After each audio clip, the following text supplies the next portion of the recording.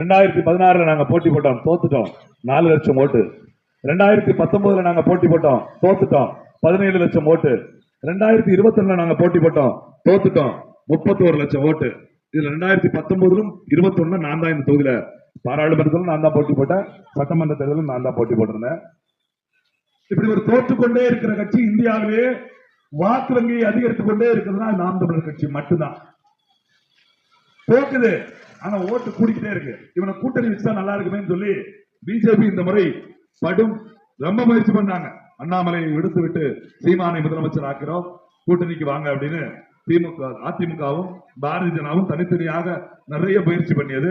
ஆனால் எங்க அண்ணன் சீமான் 31 லட்சம் மக்கள் எங்களை நம்பி வாக்கு செலுத்தி இருக்கிறார்கள், அவர்களை ஒருபோதும் அடமானம் வைத்துவிட்டு 2 சீட்டு 3 சீட்டுக்காக கூட்டணிக்கு வர முடியாது என்று ஒற்றை காலில் நின்று விட்டார். அதுக்கு நாங்க கொடுத்த வேலை என்ஐஏ ரைடு. என் வீட்டிலே ரைடு வந்தது, நீங்க பார்த்திருப்பீங்க. ஒரு 1.5 மாசம் முன்னாடி நாம் தமிழர் கட்சியோட 4 நிர்வாகிகள் வீட்டுல என்ஐஏ ரைடு அடிச்சாங்க. அந்த என்ஐஏ ரைட்ல நானும் பாதிக்கப்பட்டேன்னா சொல்ல மாட்டேன், கொஞ்சம் விளம்பரம் ஆயிட்டேன்னு சொல்லுவேன். அதனால எங்களுக்கு என்ன ஒளிச்சு வைக்கிறதுக்கு ஒண்ணும் கிடையாது, அவங்க எடுத்துட்டு போறதுக்கு ஒண்ணும் கிடையாது.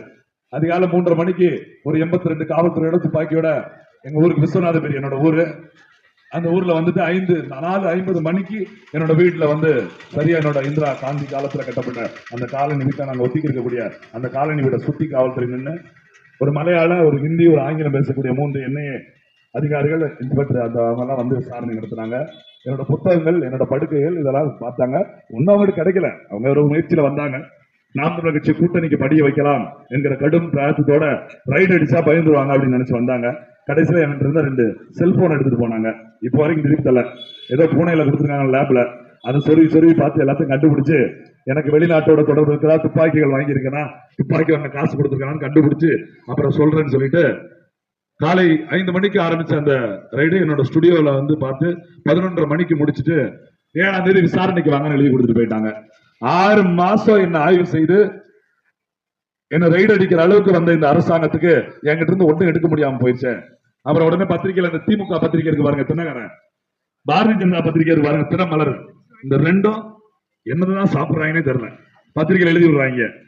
நாம் தமிழர் கட்சியோட நிர்வாகி வீட்டுல ரைடு, பல ஆயிரம் கோடி பணத்துக்குரிய டார்ச் பேஜ்கள் சிக்கியது, 7 செல்போன்களும் 7 சிம் கார்டுகளும் 3 மெமரி கார்டுகளும். அதே எங்க அப்பா கண்டுபிடிப்பு, செல்போன்ல சிம் கார்டு இல்லாம சாக்கடையா இருக்கும், அது மெமரி கார்டு வேற போட்டிருந்தாங்க. அவன் எழுதுறான், சாதாரண விவசாயி மாடு மேய்க்க ஆடு மேய்க்க போறவர் கூட எம்ஜிஆர் பாட்டு கேட்டு உட்கார்ந்து இருக்காரு. மெமரி கார்டு, செல்போன் கடை வச்சிருவனுக்கு தெரியும் சிம் கார்டு மெமரி கார்டு எவ்வளவு இலவசமா கிடைக்குது. ஒரு போன்ல ஒரு சிம் கார்டு, ஒரு போன்ல 3 சிம் கார்டு போடுற கலாச்சாரம் வந்துருச்சு. நான் 2 போன்ல 2 சிம் கார்டு தான் வச்சிருந்தேன், ஒன்னு கட்சிக்கு ஒன்னு கடைக்குன்னு சொல்லி. இதுல என்ன இருக்குது? அப்புறம் அவங்கள ஒரு நாள் முழுக்க விசாரிச்சாங்க. 10:30 6:15 மணி வரைக்கும் மத்தியானம் சாப்பாடு வேற கொடுத்தாங்க. நல்லா என்ன கேட்டாலும் சாப்பிடுங்க. சாப்பிட்டுட்டு விசாரிச்சுட்டு வெளியில வந்தா செய்தி பார்க்க ஒரு கேள்வி ஓடுது, 1000 கிடுக்குப்படி கேள்விகள். நாம் தமிழர் தம்பிகள் மிரண்டனர். யாரு? அதே ரவுண்டு கட்டிய தினகரன், தினமலர். அங்க கேட்டதெல்லாம் ஒரே கேள்வி, எங்க அண்ணன் கவுண்ட் பண்ணி ஒரு படத்துல கேட்பார்ல, அந்த ஒத்த வாழைப்பழம் எங்கடா அப்படின்னு. அந்த மாதிரி இப்பொழுது கம்மியா ஒரு வீடு, சொந்த வீடு இல்ல, ஒண்ணுமே இல்லாம இருக்கு, சொத்து இல்ல, அக்கௌண்ட்ல இவ்வளவுதான் கிடக்குது, 2 தேர்தலே எப்படி போட்டி போட்டீங்க அப்படின்னு தான் கேட்டு போட்டான். அதனால நான் கூட சொன்னேன், சார் வேலையை ராஜினாமா பண்ணிட்டு நாம் தமிழர் சேருங்க, இந்த தேர்தலையும் நான் தான் எம்பிக்கு நிக்க போறேன், ஒரு 20 நாள் பிரச்சாரம் பண்ணுவோம், கூடவே வந்தீங்கன்னா எப்படி பிரச்சாரம் பண்றேன்னு தெரிஞ்சிடும், உங்களுக்கு புரிஞ்சிடும் சொன்னா. அவ்வளவுதான், இதுதான், வேற ஒண்ணு இல்லை. என்னன்னா கூட்டணிக்கு வருவதற்காக அவங்க வச்ச செக்கு. ஆனா எங்க அண்ணன் சொன்னாரு, மெயின் ரவுடி இங்க இருக்கண்டா, எங்க பச்சை பிள்ளைய போய் நோண்டிக்கிட்டு இருக்க, ஒரு ரைடை என் வீட்டுல வந்து விடுன்னு அதை அசால்ட்டா தள்ளி விட்டாரு. அதுக்கப்புறம் வேற வழி இல்லாம எங்களோட விவசாயி சின்னத்தை எங்கிட்ட இருந்து பிடிங்கிட்டாங்க. ஒரு காரணம், லேட்டா வந்துட்டீங்க, இந்த நாளுக்குள்ள அப்ளை பண்ணலாம்னு ஒரு இது இருக்கிற போது தாமதமா வந்தீங்க, முதல் வந்தவர்களுக்கு முன்னுரிமை, ஃபர்ஸ்ட் கம் ஃபர்ஸ்ட் சர்வ் அப்படிங்கிற ஒரு முன்னுரிமை கொடுத்து 31 லட்சம் பேர் மதிச்சு வாக்கு செலுத்திய நாம் தமிழர் கட்சியோட விவசாய சின்னத்தை வெறும் 72 ஓட்டு போட்ட, 72 ஓட்டு வாங்கின ஒரு கர்நாடகத்தை சேர்ந்த ஒரு காவாலி பயலுக்கு, அதுவும் பாரதிய ஜனதா கட்சி பிரிஞ்சு வந்து தனி கட்சி ஆரம்பிச்ச மூதேவி, அது அவனுக்கு கொடுத்துட்டாங்க. சரி, அந்த சின்னத்தை மட்டும் கொடுத்துருந்தா கூட நம்பி இருப்போம், அதுதான் யாருக்கோ போச்சுரா விடுறான்னு. அவனுக்கு 3 சின்னம். எப்படி? அவன் சொந்த மாவட்டம் சொந்த மாநிலம் கர்நாடகத்துல கேஸ் சிலிண்டர் சின்னம், பக்கத்து மாநிலம் ஆந்திராவில ஸ்டவ் அடுப்பு சின்னம், கட்சியே இல்ல தமிழ்நாடு, பாண்டிச்சேரி, மத்திய பிரதேசம், உத்தரப்பிரதேசம் சொல்லி 11 மாநிலத்துல விவசாய சின்னம். இப்பயும் பாருங்க, இந்த தேர்தல 17 தொகுதியில போட்டாங்க, ஒரு தொகுதியில மானஸ் தான் வெளியே வந்துட்டாரு. கடைசி வரைக்கும் இருந்துட்டு நாம் தமிழர் ஓட்ட குறைக்கிறதுக்காகவே கேட்டாங்க. வேற எவனும் நின்ற கூடாது, நானே நின்ட்டேன். எல்லாரும் நாம் தமிழருக்கு ஓட்டு போடுங்க சொல்லி விளையாண்டார் அவர். 16 இடத்துல போட்டிருக்காங்க. நம்ம தொகுதியிலையும் முயற்சி பண்ணாங்க, அந்த கட்சிக்கு முடியல. திமுக முயற்சி பண்ணுச்சு. என் பேர் இசை மதிவாணன், என் பேர்ல மதிசேகரன். நாங்க கூட நினைச்சோம், ஐயா கிருஷ்ணசாமி இங்க போட்டி போடுறாங்க இல்லையா, சரி கிருஷ்ணசாமி பெரிய ஆள், அவர் மருத்துவர், அவருக்கு 4 கிருஷ்ணசாமியை கூட்டு வந்தாங்க. எங்க அண்ணன் அங்க ஓபிஎஸ் ராமநாதத்துல போட்டி வரும், அவரு முதலமைச்சராகவே இருந்தவர், அவருக்கு 5 ஓபிஎஸ் கொண்டு வந்தாங்க. அந்த ஹீரோக்களுக்கு டூப் போடுறதுல ஒரு நியாயம் இருக்கு. நாங்க சின்ன கட்சி, இவங்க ஒண்ணுக்குமே ஆகிக்கிற மாட்டாங்க, ஊர்லாம் பேசிக்கிட்டு இருக்காங்க. டிவியில கூப்பிட்டு உட்கார வைக்க மாட்டாங்க, பத்திரிகையில எங்களை பத்தி போட மாட்டாங்க. வேட்புமனு தாக்கல் அதை மட்டும் தான் போடுவாங்க. இங்க போட்டவன் பிரச்சாரம் பண்ணதே போடவே மாட்டாங்க. இன்னைக்கு ஒரு பத்திரிகை நம்ம நண்பர் கூப்பிட்டு கேட்டாரு, 13 நாளா பிரச்சாரம் பண்ணிட்டு இருக்க நாயா பையா, காலைல 6:30 ஆரம்பிச்சா போலீஸ்காரங்களே பதறாங்க, என்னப்பா இப்படி இத்தனை இடத்துல பேசுறீங்க, அவங்க எல்லாம் வந்தா பெசாடு போறாங்க, நீங்க உயிரை வாங்குறீங்களா அப்படின்னு நம்ம நண்பர்கள் அவங்க கூட பேசிக்க போது இப்படி பேசிக்கிறானே, ஒரு செய்தி போட்டு விடுங்கன்னு சொன்னா 500 பேப்பர் வாங்குறீங்களா, உங்க செய்தியை போடுறோம். எப்படி 3500 ரூபாய் காசு கொடுத்தீங்கன்னா உங்க செய்தியை 3500 ரூபாய் காசு கொடுத்து உனக்கு செய்தி போடுறதுக்கு 3 நாள் சாப்பிட்டு பிரச்சாரம் பண்ணிடும் போடான்னு சொல்லிட்டு அதை வச்சுட்டான். அவன் என்னன்னா, நாம் தமிழர் கட்சின்னு ஒரு கட்சி இருக்கிறத வெளியே சொல்ல மாட்டாங்களா, ஆனா சின்ன கட்சியா, அந்த சின்ன கட்சி தான் 40 தொகுதியில தனிச்சு போட்டிடுது. திமுக பெரிய கட்சி, ஆளுங்கட்சி, 7 கட்சி கூட்டணினா அது நாய் மாதிரி வெளியே வந்துடும். 7 கட்சி கூட்டணி அமைச்சு 21 தொகுதியில போட்டிடுது. அதிமுக 10 வருஷம் ஆண்ட கட்சி, 4 கட்சி கூட்டணியோட 25 தொகுதியில போட்டிடுது. பாரதிய ஜனதா கட்சி இந்தியாவே நம்ம நாட்டுக்கு நிப்பாட்டி கழிச்சுக்கிட்டு இருக்காங்க 10 வருஷமா.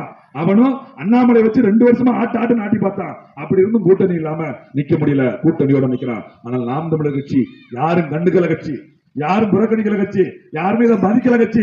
ஆனால் நாம் தமிழர் கட்சி 40 தொகுதியிலும் ஒரே சின்னம், மைக் சின்னம். இவன் எந்த சின்னம் கொடுத்தாலும் பரவாயில்லன்னு கடைசி வரைக்கும் விவசாய சின்னத்துக்கு போறாங்க. திமுக ஒரு வேட்பாளர் மதிசேகரன் ஒரு வேட்பாளர் போடுச்சு, என் பேரை ஒட்டி சுயேட்சை வேட்பாளர், டம்மி வேட்பாளர். நாங்களும் அரசியல் பழகிறோம்ல, நானும் டம்மி வேட்பாளர் போட்டுக்க இந்த தேர்தல, நாங்களும் பெரிய கட்சி ஆகணும்ல, அவனும் டம்மி.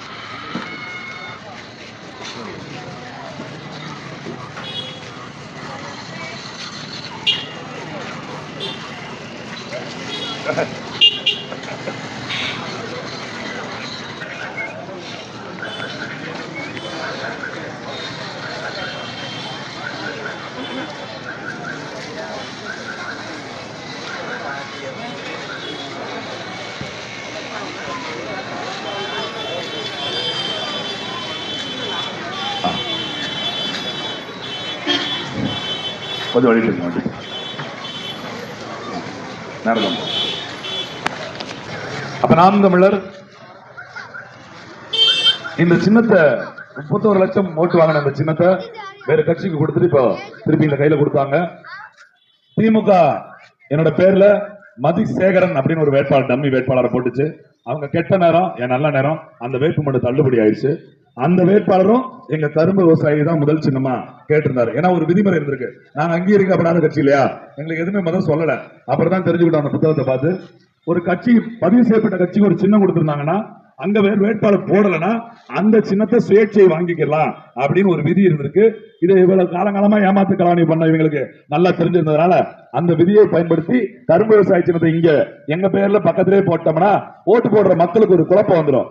நாமத்தோட சின்னம் விவசாய சின்னமா மைக் சின்னமா அப்படின்னு குழப்பம் வந்து ஓட்டு வங்கிய அந்த வாக்கு சதவீதத்தை குறைச்சிட்டா எப்படி 4ல இருந்து 17 17ல இருந்து 31 ஜம்ப் அடிக்கிற நாம் தமிழர் கட்சி 31 இருந்து 35 இல்ல 30 28 அப்படி குறைஞ்சிருச்சுன்னு வச்சுங்க. தனிச்சு நின்று ஒண்ணும் புடுங்க முடியாது ராஜா. இங்க கூட்டணி வச்சாதான் ஜெயிக்க முடியும். எப்படியாவது ஒரு எம்எல்ஏ ஆனதான் கட்சிக்கு மதிப்பு, எம்பியாவது ஆகணும். அப்பதான் கடைசி வரைக்கும் எக்ஸ்எம்எல்ஏ எக்ஸ்எம்பி உங்க சீமானையாவது ஒரு எம்எல்ஏ சொல்லக்கூடாதா? இப்ப கூட ஒரு கட்சிக்காரர் பேசினாரு, என்ன தம்பி மனன்று சொல்லி கூட்டணி வச்சுக்கலாம்ல, நாங்க 6 சீட்டு தரோம்ல, 3 எம்பி ஜெயிச்சு உள்ள போயிருந்தீங்கன்னா உங்களுக்கு எவ்வளவு பெரிய மரியாதையா இருந்திருக்கும், உங்க அண்ணனுக்கு கௌரவமா இருந்திருக்கும். இப்படி விட்டுட்டு ரோட்ல இப்படி அலையிறீங்களே அப்படின்னு கேட்டார். அப்படி எல்லாரோட மனநிலை எப்படி இருக்குன்னா, கட்சி தொடங்கினா ஜெயிக்கணும். ஏன்னா ஜெயிச்சாதான் நம்ம ஆளுங்க நம்ம வருவாங்க. தோக்குறன்ற படத்துல சிவகார்த்திகேயன் சொன்ன மாதிரி ஜெயிப்பேன் அப்படின்னு சொன்னா ஒருத்தர் நம்ப மாட்டான், ஜெயிச்சு வந்தா நம்புவோம். அப்ப ஜெயிச்சாதான் அது மதிப்பு, நம்ம பேச்சே கேட்பாங்க. அப்படிங்கிறதுனால எல்லாரும் கூட்டணி வைக்க ஆசைப்படுறாங்க. அப்படிதான் எங்க ஐயா வைகோ கட்சி தொடங்கினாரு, திமுகவை அழிப்பதற்கு. தன்னை திமுகவிலிருந்து வெளியேற்றிய போது 6 தமிழர்கள் தீக்குளிச்சு செத்து போனாங்க. தீக்குளிச்சு மருந்து குடிச்சு தூக்கு போட்டு 6 தமிழர்கள் அவருக்காக உயிரை விட்டாங்க. அந்த 6 பேர் சமாதியை பார்த்துட்டு திமுகவை அழிச்சிட்டு தான் இந்த சமாதி மேல நான் சத்தியம் எடுப்பேன்னு சொன்னாரு. இன்னைக்கு அழிச்சிட்டாரு, அவரே அழிச்சிட்டு திமுகவில கரைஞ்சிட்டாரு. ஒரு சீட்டு திமுக என்ன தப்பு பண்ணுச்சு, தன்னோட மகன் ஸ்டாலினுக்கு வைகோ இடைஞ்சலார் போரும் கட்சி விட்டு நிக்கிறாங்க. இப்ப அவரும் தன்னோட மகன் உதயதுறைக்கு மத்த இடைஞ்சலார் பண்ண எல்லாரும் தூக்கி விட்டு ஒரு சீட்டு வாங்கி அதை மகனுக்கு கொடுத்துட்டு திமுக செஞ்சு அதே தப்பை செஞ்சு திமுக விட போயிட்டாரு. எங்க ஐயா ராமதாஸ் திமுக அதிமுக வேண்டாம், அந்த கட்சிகளை எதிர்த்துதான் எங்க மக்களை காப்பாற்றணும். என் சமூகத்திற்காக ஒரு தனி அமைப்பு, வன்னியர் அமைப்பிலிருந்து, வன்னியர் சங்கத்திலிருந்து, வன்னியர் பேரமைப்பிலிருந்து கடைசியா பாட்டாளி மக்கள் கட்சி அப்படின்னு ஒரு கட்சி உருவாக்கினாரு. என்னாச்சு, மாற்றம் முன்னேற்றம் அன்புமணி வரைக்கும் புரட்டி பார்த்தாரு. மறுபடியும் திமுக, மறுபடியும் அதிமுக. அதுலயும் ஒரு கேவலமான வார்த்தை கூட சொல்லிட்டாரு, நான் இவங்க கூட கூட்டணி வச்சோம்னா அது அப்படி சமம் அப்படின்னு நான் சொல்லக்கூடாது. அவர் சொன்னாரு, அதை நான் சொல்லி காட்ட விரும்பல, பெண்களை இழிவுபடுத்த நான் விரும்பல. ஆனால் அவரே சொன்னாரு, அவரே அதை ஒத்துக்கிற அளவுக்கு இப்ப 2 கட்சியோட கூட்டணி வச்சு இப்ப ரொம்ப கேவலமா சாதிவாரி கணக்கெடுப்பு வேணும், குடிவாரி கணக்கெடுப்பு எடுக்கணும்னு சொல்ற பாமக குடிவாரி கணக்கை ஆதரிக்காத சிஏ சட்டத்தை கொண்டு வர முனைய நினைக்கிற பிஜேபியோட கூட்டணி வச்சு இன்றைக்கு நேர் எதிர்கொள்க, கொள்கை நேர் எதிர்கொள்ள, தூக்குப்பட்டு சத்தாலும் சாவலாம், அவங்கள போய் நிக்க முடியாது. ஆனா அவங்கள கைகோத்து நாங்க அடுத்த தேர்தலுக்கு நாங்க கூட்டணி வைக்கிறோம் அப்படின்னு சொல்லி நீ கூட்டணி வைக்கிறோம். எங்க அண்ணன் திருமாவளவன் அப்படிதான் கட்சி தொடங்கினார், கூட்டணியில சரிஞ்சு போயிட்டார். எங்க ஐயா கிருஷ்ணசாமி கட்சி தொடங்கினார், கூட்டணியில மாட்டி முழிக்கிறார்.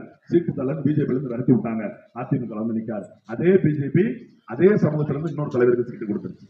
இதே சீட்டை கிருஷ்ணசாமி கொடுத்துக்கலாம் இல்லையா, மருத்துவர் கொடுத்துக்கலாம் இல்லையா? ஜான்பாண்டியன் கொடுத்த சீட்டை மருத்துவர் கொடுக்கிறதுக்கு என்ன இருக்குது? ஒரு சமூகத்தின் தலைவர்களை ஒரே தொழில மோத விட்டு வேடிக்கை பார்க்கறாங்க. ஜாதிமா ஜாதிக்குள்ள பிரிப்பான், மதம்மா மதத்துக்குள்ள பிரிப்பான். இது இங்க இருக்கிற பிஜேபி, காங்கிரஸ், திமுக, அதிமுக திட்டமிட்ட வேலை. எங்க அண்ணன் கருணாஸ் கட்சி தொடங்கினாரு, அப்படிதான் மாறி வந்தா. போன தடவை வரைக்கும் கூவத்தூர் வரைக்கும் அதிமுக இருந்தாரு, இப்ப கூவத்தூர் காலியாகி ஸ்டாலின் வந்தாலும் திமுக வந்துட்டாரு. எங்க அண்ணன் தனியரசு 2 பேரோட கூட்டணி, எங்க அண்ணன் வேல்முருகன் 2 பேரோட கூட்டணி, எல்லாரும் அதுல ஒரு மானஸ்தான் எங்க அண்ணன் ஜரத்குமார் மட்டும். இது வரைக்கும் இப்படிதான் இங்கிட்டுமா ஆடித்தான் இருந்தாரு. இப்ப கொஞ்சம் யோசிச்சு பார்த்து பிஜேபி கட்சி தான் நல்ல கட்சி அப்படின்னு முடிவு பண்ணி, அது தப்பு சரியில்லாம் ரெண்டாவது அவரோட சரியோ தப்போ கூட்டணி வச்சு ஏமாத்துறதை விட நான் கூடயே வந்துடுறேன் அப்படின்னு போயிட்டாரு. அது வரைக்கும் அவரு நம்ம மத்தவனோட கேவலமா இல்ல, அவர் பாராட்டலாம். இப்படி எல்லா கட்சியும் யாரெல்லாம் கட்சி தொடங்கினார்களோ, திமுக அதிமுக வேண்டாம், பிஜேபி காங்கிரஸ் வேண்டாம் அப்படின்னு நினைச்சு தொடங்கினாங்களோ அவங்க எல்லாரும் அந்த கட்சிகளோடு கூட்டணி வைத்துட்டாங்க. நாம் தமிழர் கட்சி மட்டும்தான் 13 வருஷமா தேர்தலை சந்திச்சு 4 பொதுத்தேர்தல இன்றைக்கு வரைக்கும் எந்த கட்சியோடும் கூட்டணி வைக்க மாட்டோம் அப்படின்னு நிக்கிறோம். காரணம் சொல்லுவாங்க, கூட்டணி வைக்க மாட்டேங்காங்க, காசு இல்லைங்கிறாங்க, 234 தொகுதியிலும் ஆள் போடுறாங்க, எப்படிதான் இவங்ககிட்ட காசு? அப்ப திமுகவை தோக்கடிக்கிறதுக்கு அதிமுக காசு வாங்கிட்டு நிக்கிறாங்க பாருங்க. சீமா வந்து பிஜேபியோட பி டீம், அங்கிட்டு கூடி பேசிக்கிட்டு இருக்காங்க, இங்கிட்டு கூடி பெட்டி வந்துகிட்டு இருக்கு. அதுதான் வேலை. சீமா வந்து விடுதலை புலிகளோட தொடர்பு வச்சுக்காரு, பெட்டி பெட்டியா இலங்கையில இருந்து பார்சல் அனுப்பிக்கிட்டே இருக்காங்க. அந்த காசை வச்சா இது சொல்றது யாரு? கம்யூனிஸ்ட் கட்சி சொல்லுது. என்கிட்ட நேரடியா ஒரு நண்பர் மாவட்டத்தில் பேசிட்டு இருக்கும்போது, தலைவா சும்மா இருக்க தலைவா, 234 தொகுதி நிக்கிறீங்க, சுற்றுலாமை நிப்பீங்க, திமுக கேட்டிருந்தா சொல்ல மாட்டேன், அதிமுக கேட்டிருந்தா கேவலப்பட மாட்டேன், கம்யூனிஸ்ட் கேட்கலாமா? உண்டியல் கொடுக்குற கட்சி ஏன்னா பிச்சைக்கார கட்சின்னு சொல்லிட்டு இருக்க, ஆனா நாட்டிலே உயர்த்த பணம் வச்சிருக்க கட்சி. இன்னைக்கு வரைக்கும் உண்டியல் குடிக்கிட்டு இருக்க. நீ போன தடவை 2 சீட்டு திமுக வாங்கி 27 கோடி வாங்கி செலவழிச்ச கம்யூனிஸ்ட் கட்சி மானம் கட்டு போய் எங்களை சொல்லலாமா? ஒன்ன மாதிரியா நாங்க வீட்டுல உண்டியல் வச்சிருக்கோம். நீங்க ஒரு குழந்தை படிக்க வைக்கிறது உண்டியல் போடுவீங்க. நம்ம வருமானம் கம்மியா இருக்குது, இந்த காசை எப்படி எடுத்துட கூடாது, நம்ம பிள்ளைக்கு படிக்க பயன்படணும். நம்ம பிள்ளைக்கு சின்ன நோய் இருக்கு, இந்த 10 வருஷம் கழிச்சு ஆபரேஷன் பண்ணணும், இப்ப இருந்தே காசு எடுத்து வைப்போம், ஒரு உண்டியல் வச்சிருப்பீங்க. நமக்கு சாமிக்காக ஒரு உண்டியல் வச்சிருப்பீங்க. நம்ம ஹஜ் பயணம் போனோம், ஒரு உண்டியலை பேசி அமைச்சு வைப்போம், வச்சிருப்பீங்க. நாங்களும் உண்டியல் வச்சிருக்கோம். எங்க பிள்ளைக்காக, எங்களுடைய அரசியலுக்காக, எங்களுடைய மாற்றத்திற்காக நாம் தமிழர் உண்டியல் அப்படின்னு போட்டு வச்சு தினம் 1 ரூபா 2 ரூபான்னு போட்டுக்கிட்டே இருக்கும். நீங்க நான் சொன்னா நம்ப மாட்டீங்க, மிகைப்படுத்துறதால தெரியும். ஆனா அந்த காணொலி பாத்தீங்கன்னா உங்களுக்கு புரியும். கண்டிப்பா அந்த காணொலி உங்களுக்கு வீடியோல வந்து எப்படி சேரும் யூடியூப்ல. போன 4 நாளைக்கு முன்னாடி ராஜபாளையத்துல ஓபி ஸ்டேஷனுக்கு வாங்க, அந்த பஸ் ஸ்டாப் அதுக்குள்ள சுந்தரராஜபுரம் நினைக்கிற ஒரு ஊர், இந்த சைடு சோழசை மறந்து வச்சு கூப்பிட தெரியல.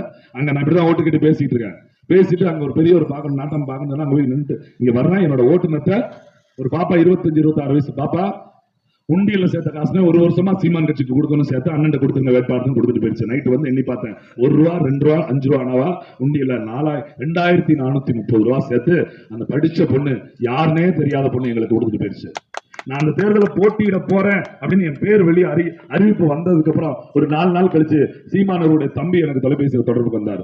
இந்த மாதிரி பவித்ரான்னு ஒரு பாப்பாடா உனக்கு 10,000 தரேன்னு சொல்லிருச்சு. நான் எந்த நாடுன்னு அந்த அவர்கிட்ட கேட்க வந்துட்டேன். சரி ரசீது போட்டு கொடுக்கணும், போட்டு அனுப்புவா, போடா உனக்கு தான் கொடுக்கணும்னு சொல்லி கொடுத்தாச்சு விடுறா அப்படின்னு அந்த பணம் எனக்கு வந்து சேர்த்துச்சு.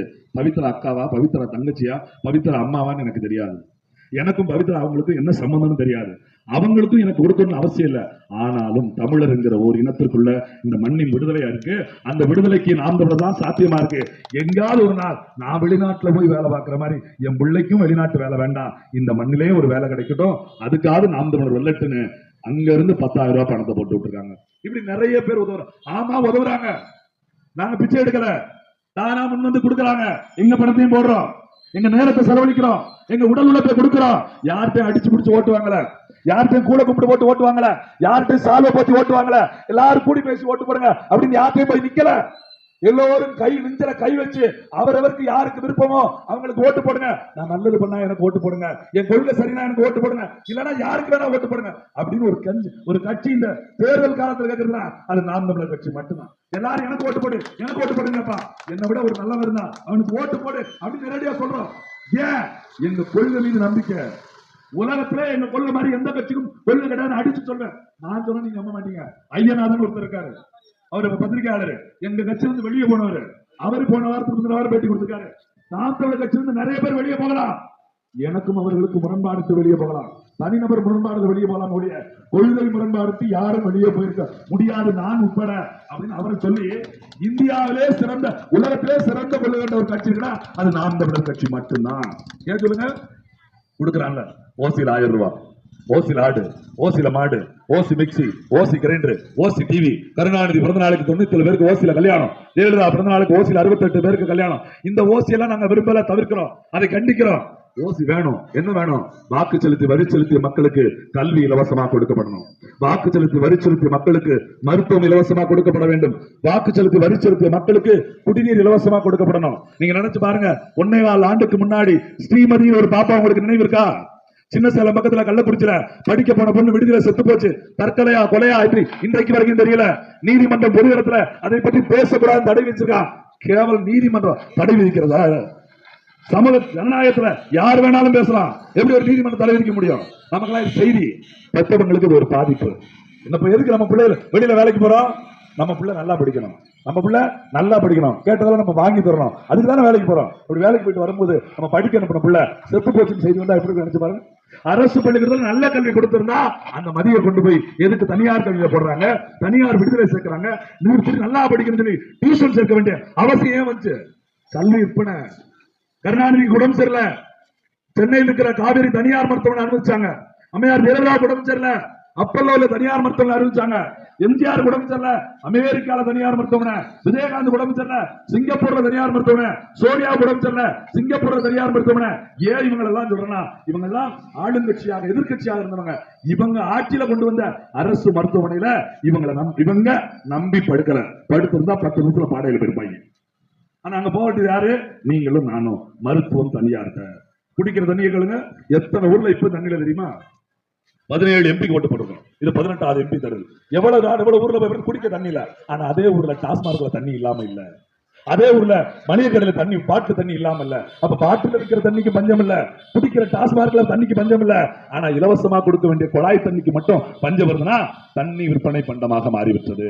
நாம சம்பாதிக்கிற சம்பாத்தியத்துல 75% பணத்தை பள்ளிக்கும் குழந்தைகளோட கல்விக்கும் மருத்துவத்துக்கு மட்டும் செலவழிக்கிறோம். அந்த மூன்றையும் இலவசமா கொடுத்துட்டா இவன் கொடுக்கிற 1000 ரூபாய் பிச்சை காசா போயிடும். நான் எங்க பெருமக்களுக்கு, இஸ்லாமிய பெருமக்களுக்கு சொல்லலாம்னு விரும்புறேன். நீங்க சிறுபான்மை சிறுபான்மை அப்படின்னு நம்பிக்கிட்டு இருக்கீங்களா? உங்களை பெரும்பான்மை தமிழர்னு சொல்ற ஒரே கட்சி நாம் தமிழர் கட்சி மட்டும்தான். வேற யாருமே இது வரைக்கும் சொன்னதில்லை. அது உங்களை குடிர்விச்சிருக்க வேண்டாம். உங்களை ஏதோ ஐஸ் கட்டி போடுற மாதிரி நீங்க நினைச்சிருக்கலாம். நீங்க நினைச்சு பாருங்க. ஹராம் சொல்றீங்களா? நீங்க ஹலால செய்யலாம், ஹராம செய்யக்கூடாது. நீங்க ஒண்ணு கூடி பேசுறீங்களா திமுக நம்ம ஆட்சி செலுத்துறோம் அப்படின்னு? நீங்க என்ன காரணம் சொல்றா?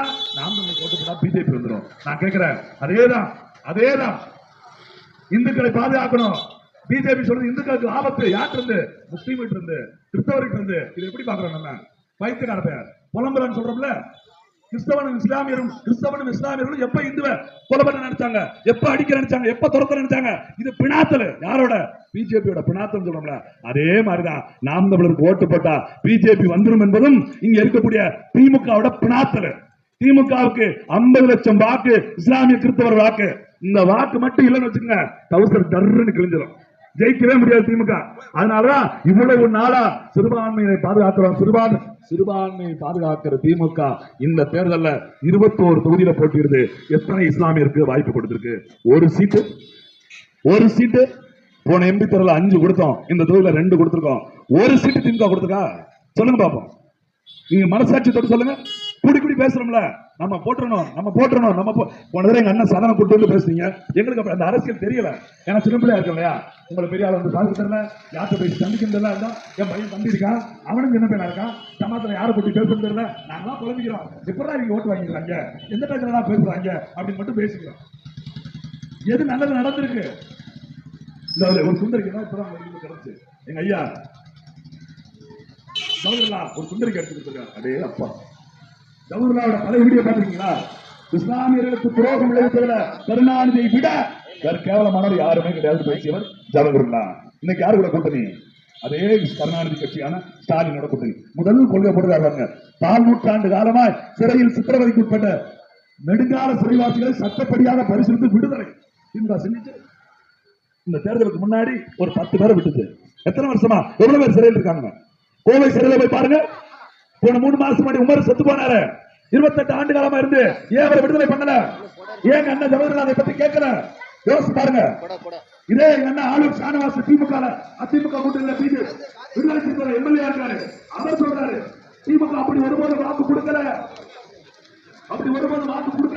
அங்க சிறையில் இருக்கிற குற்றவாளிகள் எப்படி விடுதலை பண்ண முடியும் அப்படின்னு கேள்வி கேட்டாரு ஆளுநர் திமுக கூட்டணியில. நினைச்சு பாருங்க. நாம தொடர்ச்சி என்ன பண்றோம்? தப்பு பண்ணிக்கிட்டே இருக்கிறோம். அதான் உண்மை. நம்பி ஓட்டு போட்டு கூட பிரச்சனை இல்ல.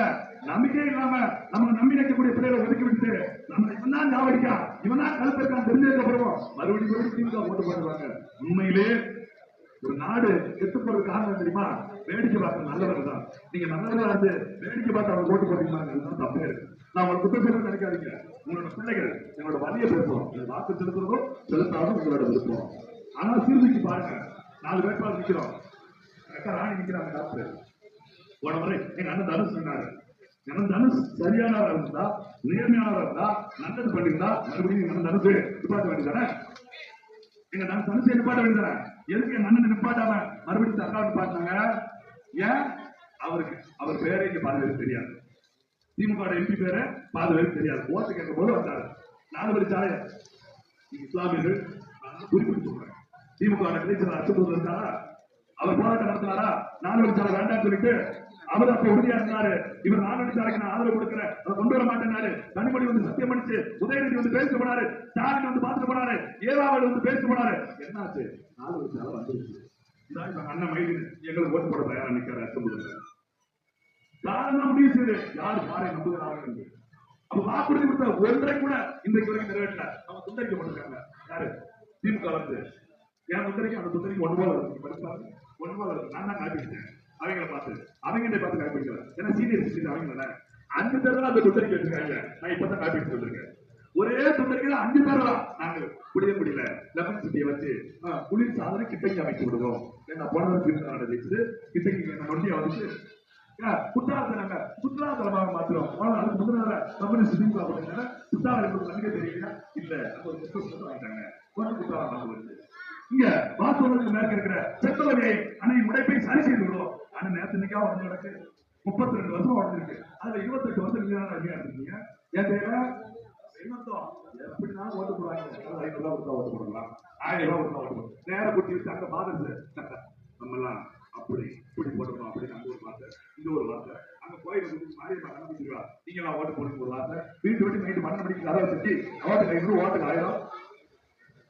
நேர்மையான பகல ஓட்டு கேட்கிறான், மக்கள்கிட்ட தனித்தனியா வாக்கு கேட்கிறான். நேர்மையற்றவன் கூட்டி ஓட்டு கேட்கிறான், கூட்டத்தில் தலைவனை பார்த்து ஓட்டு கேட்கிறான். நான் அவ்வளவுதான் சொல்ல முடியும். அதனால எங்க பெற்றோர்கள் உங்க பிள்ளைகளோட வழிகளை புரிஞ்சுக்கிட்டு இந்த மண்ணில சாதி மதம் பேசுகிற அந்த அரசியல் துடைத்திருக்கு. தமிழர் இருக்கிற ஓரிடமாக இந்த இன்னொன்னு சொல்ல அந்த சிஏ என்ஐஏ இந்த சட்டத்தெல்லாம் கொண்டு வந்து காங்கிரஸ் மறந்துடாது. அதை அமல்படுத்தி பிஜேபி கொண்டு வந்தது காங்கிரஸ். கொண்டு வருகிற போது கூட்டணியில் இருந்தது திமுக. கொண்டு வருகிற போது கூட்டணி இருந்த திமுக அமல்படுத்திய போது வேடிக்கை பார்த்து புறக்கணித்தது திமுக. மனசுல வச்சுங்க. நான் 39 பேசி போனாங்க, எதிர்த்து போறவர்கள் புறக்கணிச்சு வெளியே வந்தாங்க. இதெல்லாம் சிந்திச்சு வரக்கூடிய தேர்தலில் ஓட்டுப்பட்டியில எட்டாச்சுன்னா இந்த முறை நாங்கள் திமுக எங்களுக்கு தான் போட்டி இருக்கிற ஆளே கிடையாது.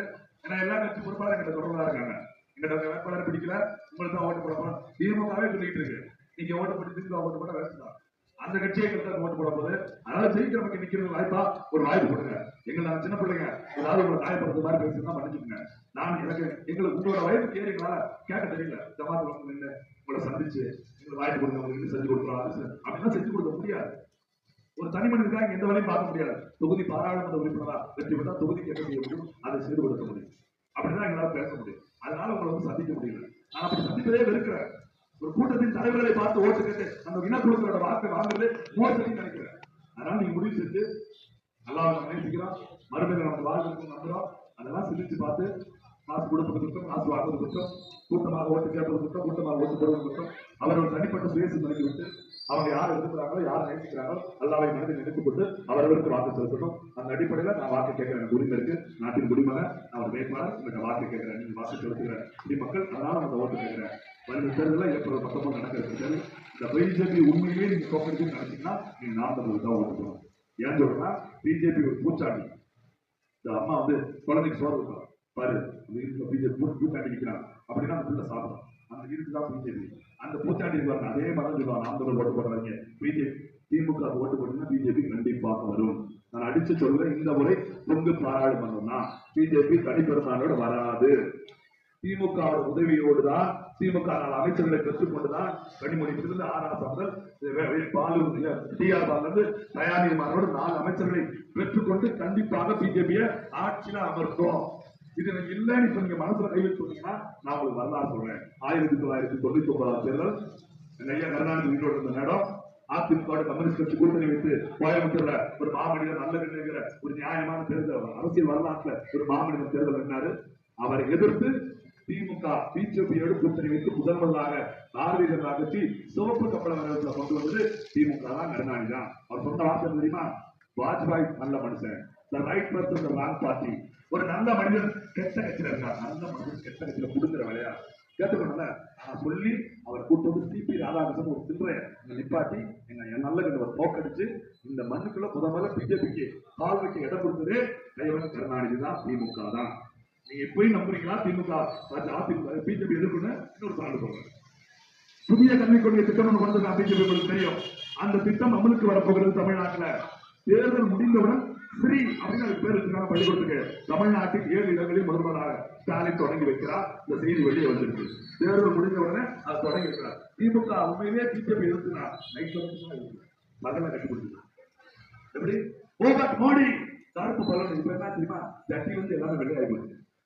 கொடுக்குற புத்தகம் வெள்ளையா இருக்கு, போடுற சட்டை இருந்து சட்டி வரைக்கும் வெள்ளையா இருக்கு, போட்டா வெள்ளையாகி போச்சு, கும்பிடு வெள்ளையாகி போச்சு, எல்லாம் பொக்கை வெள்ளையாகி போச்சு. கேட்டா முதலமைச்சர் பிரதமரை வரவேற்கும் பண்றாரு. அதுதான் அதிமுக வந்து அப்ப மட்டும் எடப்பாடி வரவேற்கலாமா? இப்ப முதல்வர் ஸ்டாலின் வரவேற்கிறார். எல்லாரும் நேரத்துக்கு சாமி ஆடுவாங்க. அப்ப நீங்களும் உங்களுக்கு தகுந்தமாக சாமி ஆடணும் அப்படின்னா உங்களுக்கு எது சரியோ உங்களுக்கு என்ன தேவையோ அதை உணருங்க.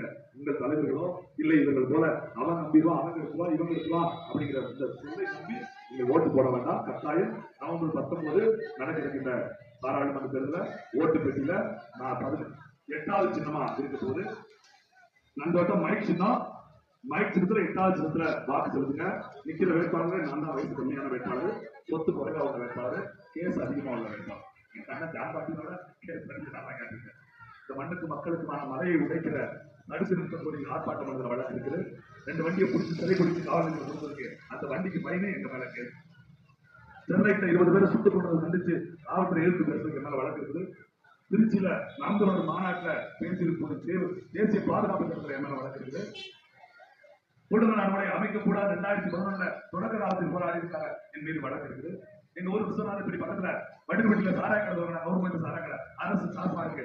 அதை மூடணும் சொல்லி தொடர்ச்சி 9 நாள் போராட்டம் நடத்தி கடைசி 2 நாள் 47 மணி நேரம் தண்ணி கூட குடிக்காம உண்ணாவிரதம் வந்து அந்த கடையை மூடணும். அதுக்கு எவ்வளவு வழக்கு இருக்கு. அந்த கடை இன்றைக்கு வரைக்கும் திறக்கப்படல. நான் உங்களுக்கு செய்தியாக சொல்றேன். எங்க ஊர்ல இருந்து 13 கிலோமீட்டர் சாராய கடை கிடையாது வாசல் வரைக்கும். இப்ப வரைக்கும் திறக்கிறது 4 பேர் முயற்சி பண்ணிக்கிட்டே இருக்காங்க. கடை பார்த்துக்கிட்டே இருக்காங்க. கட்டணம் முடிச்சுக்கிட்டே இருக்காங்க. அந்த காசுமார்க்கு அதிகாரத்தை அவங்க சொல்றது ஒரேதான். 40 போய் பார்த்து வந்துருங்க. கடைசியில் அவங்க வந்து கடையை வச்சிருவாங்க. அதனால அவங்களும் வந்து பார்த்துக் கொண்டேதான் இருக்கிறார்கள். காசுக்கு கை நீட்டுற கட்சியா இருந்தா இந்நேரம் கடை வந்திருக்கும். கொள்கைக்கு கல்வி கை நீட்டின கட்சி நாம் தமிழர் கட்சி. அதனால சாராய கடையை இப்போ வரைக்கும் நடக்க விடல. நான் ஆட்சியில் இல்லை, எனக்கு அதிகாரம் இல்லை, என் ஊர்ல கடை வரவில்லை. அவ்வளவுதான் என்னால முடிஞ்சது. ஒவ்வொரு கடைக்கு மாதிரி என்னால படுக்க முடியாது. ஆனால் அதிகாரம் கையில் கிடைத்தால் ஒரே கையெழுத்து தான். அதுக்காக பாராளுமன்ற உறுப்பினராக நீங்க எல்லா கடையும் அழுதாங்க. அது ஆரம்பம். அப்புறம் ஆட்சி வரும். எம்ஜிஆர் அவர்கள் முதல்ல கட்சி தொடங்கி முதல் தேர்தல் சந்திச்சது அதிமுக சந்தித்து திண்டுக்கல் பாராளுமன்ற இடைத்தேர்தல் எல்லாரும் சொன்னாங்க எம்பிஎஸ் இவங்க அவன் தமிழ்நாடு தான் எம்ஜிஆர் கட்சி ஆரம்பிச்சிருக்காங்க. ஆனா ஜெயிச்சது மாயத்தேவர். பிரச்சனைங்க அந்த பாராளுமன்றம் ஜெயிச்சது மாயத்தேவர். அடுத்த தேர்தலில் அதிமுக ஆளுங்கட்சி அந்த உட்காந்துச்சு. அதே வரலாறு தென்காசியில் எழுதப்படும். பாராளுமன்ற தொகுதியில 40 தென்காசி முதல் கட்சியை பதிவு செய்யும். அடுத்த தேர்தல் சட்டமன்றத்தில் நாம் தமிழர் இல்லாமல் ஒரு மாற்று அரசியல் இல்லை என்கிற நிலையை கொண்டு வருவோம். நம்பிக்கையோடு உங்க பிள்ளைகளோட சொல்லுங்க. அப்பா திமுக உள்ள நாம் தமிழர், அப்பா அதிமுக உள்ள நாம் தமிழர், அப்பா காங்கிரஸ் உள்ள நாம் தமிழர், அப்பா பிஜேபி உள்ள நாம் தமிழர், அப்பா கம்யூனிஸ்ட் உள்ள நாம் தமிழர், அதே மாதிரி அப்பா தாமமுக உள்ள நாம் தமிழர், அப்பா என்ன வச்சிருக்கோம் அங்க இருக்காங்க உள்ள நாம் தமிழர். இப்படி அடுத்த தலைமுறை பிள்ளைகளெல்லாம் நாம் தமிழர் பக்கம் நீதியின் பக்கம் வந்துட்டோம். எங்களை பெற்றவர்களும் நீதியின் பக்கம் நிற்பீர்கள் என்ற நம்பிக்கையோடு வாக்கு கேட்கிறோம். நீங்கள் வாக்கு செலுத்த வேண்டிய சின்னம் மைக் சின்னம், மைக் சின்னம், மைக் சின்னம். நன்றி, வணக்கம். நாம் தமிழர் நமது சின்னம்.